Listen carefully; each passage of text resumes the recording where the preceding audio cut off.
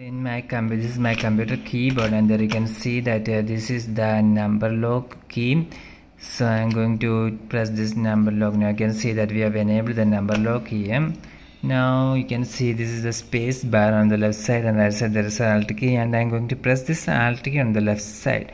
So I'm going to press and hold this alt key. I'm not removing my finger from this alt key. At the same time, I am going to type in this section. I am going to type here 8311.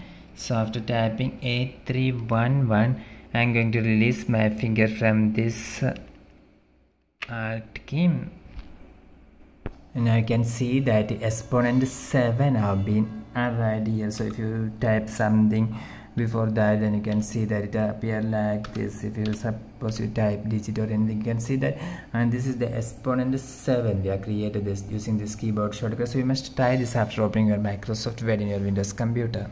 For more, you can subscribe. Thank you.